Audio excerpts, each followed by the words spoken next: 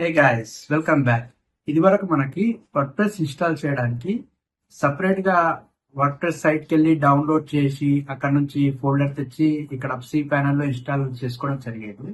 కానీ ఇప్పుడు మాత్రం ఆ ఫెసిలిటీ మనకి చాలా ఈజీగా చేసేసారు. హోస్టింగర్ లోనే డైరెక్ట్ వర్డ్ ప్రెస్ ఉంటుంది. దాంతో జస్ట్ 1 క్లిక్ ఇన్స్టాల్ తోటి వర్డ్ ప్రెస్ ని ఇన్స్టాల్ చేసుకోవచ్చు. అండ్ దాని తర్వాత పెయిడ్ థీమ్ ఇన్స్టాల్ చేసుకోవచ్చు, లేదా ఫ్రీ థీమ్ కూడా ఇన్స్టాల్ చేసుకోవచ్చు. అండ్ చక్కా మన సైట్ వర్క్ ఫినిష్ చేసుకోవచ్చు. ఇప్పుడు నేను చేసిన వాటిలో వర్డ్ ప్రెస్ ని నీట్ గా ఎలా ఇన్స్టాల్ చేశాను అండ్ ఒక థీమ్ ని ఈజీగా ఎలా ఇన్స్టాల్ చేశానో చూపించాను. చూడండి, చూసి నేర్చుకోండి. ఇప్పుడు మనం వర్డ్ ప్రెస్ ఎలా ఇన్స్టాల్ చేయాలో నేర్చుకుందాం గైస్. దీనికోసం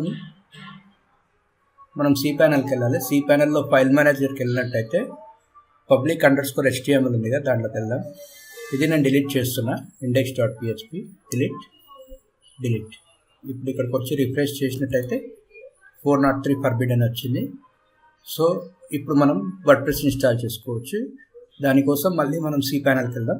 ఈ సి ప్యానల్ డాష్బోర్డ్కి వెళ్ళినట్టయితే ఇక్కడ లెఫ్ట్ సైడ్లో వెబ్సైట్ ఉంది కదా, వెబ్సైట్ మీద సెలెక్ట్ చేయండి. ఇక్కడ వర్డ్ ప్రెస్ మీద సెలెక్ట్ చేయండి. చేశాక ఇన్స్టాల్ వర్డ్ ప్రెస్ ఉంది కదా, దాని మీద ఇన్స్టాల్ అని క్లిక్ చేయండి. ఇక్కడ సైట్ టైటిల్ అడుగుతుంది. Site title and Shankar's advisory అని సెలెక్ట్ చేస్తున్నా. యూజర్ నేమ్ సెట్ చేసుకోండి. పాస్వర్డ్ కూడా దాని తగ్గట్టు సెట్ చేసుకోండి. ఓకే, ఇప్పుడు నేను నెక్స్ట్ క్లిక్ చేస్తున్నా గైస్. ఇక్కడ అడ్వాన్స్ మీద క్లిక్ చేస్తే అప్డేట్ ఓన్లీ మైనర్ వర్షన్ ఉంది. సో అది సెలెక్ట్ చేసి ఇన్స్టాల్ చేయాలన్నమాట. నేను పాస్వర్డ్ సేవ్ చేసుకుంటున్నా. ఇప్పుడు వర్డ్ ప్రెస్ అనేది ఇన్స్టాల్ అవుతుంది గైస్. ఒక 5 minutes తర్వాత ఇన్స్టాల్ అయిపోతుంది. ఇక్కడ వచ్చాక ఇక్కడ శంకర్ అడ్వైజరీ ఉంది కదా, ఆ ప్యారా మీద క్లిక్ చేస్తున్నా. ఇక్కడ చూడొచ్చు వచ్చేసింది వర్డ్ ప్రెస్. ఇక్కడ 403 forbidden రిఫ్రెష్ చేసిన అదే వస్తుంది మనకి. సో ఇది అనేది ఇన్స్టాల్ అయింది. ఇప్పుడు మనకి ఇది అవసరం లేదు, public_html. ఒకసారి దీన్ని క్లిక్ చేసినట్టయితే public_ ఇదంతా వర్డ్ ప్రెస్ సంబంధించినవన్నీ వచ్చేస్తాయి అన్నమాట. చూడొచ్చు.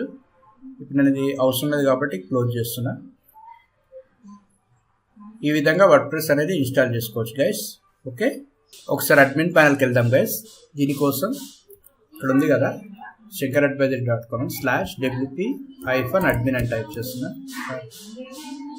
యూజర్ నేమ్ వచ్చి యూజర్ నేమ్ ఇచ్చాను. పాస్వర్డ్ నేను ఇచ్చిన పాస్వర్డ్ అనమాట. లాగిన్ చేస్తున్నా. పాస్వర్డ్ తప్పు చేస్తే ఇలానే వస్తుంది.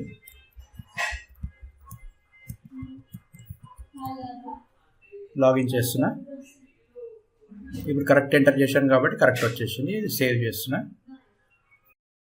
సేవ్ చేసి ఇక్కడ అనవసరమైన అన్నీ వద్దనుకుంటున్నాను. దీనికోసం ఈ వెల్కమ్, ఇది యాక్టివిటీ, సైట్ హెల్త్ అన్నీ తీసేస్తున్నా.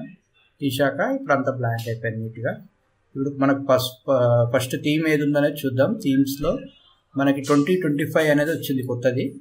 సో ఈ 2025 వద్దు, నాకు వేరే థీమ్ కావాలనుకుంటే యాడ్ న్యూ థీమ్ ఉంది కదా, అది సెలెక్ట్ చేయండి. అది సెలెక్ట్ చేసి 2020 థీమ్ ఇన్స్టాల్ చేస్తుంది. నేను 2020 థీమ్ ఇది ఇన్స్టాల్ యాక్టివేట్ చేస్తున్నా గైస్. యాక్టివేట్ చేయగానే పాత థీమ్స్ అవసరం లేదనుకుంటున్నాను. వీటిని డిలీట్ చేస్తున్నా. స్పేస్ ఫ్రీ అవుతుంది గైస్ ఇవి తీసేయడం వల్ల. అందుకే నేను ఇవన్నీ తీసేస్తున్నాను అనమాట.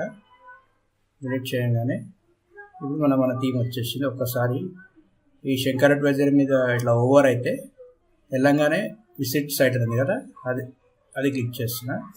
ఇది ఇంతకుముందు 2025 థీమ్ గైస్. ఇలా రాగానే ఇక్కడ రిఫ్రెష్ చేయాలి. రిఫ్రెష్ చేస్తే ఇది 2020 థీమ్ అనేది వచ్చేస్తుంది. ఓకే, ఈ విధంగా మనము వర్డ్ ప్రెస్ని ఇన్స్టాల్ చేసి థీమ్ సెట్ చేసుకోవచ్చు.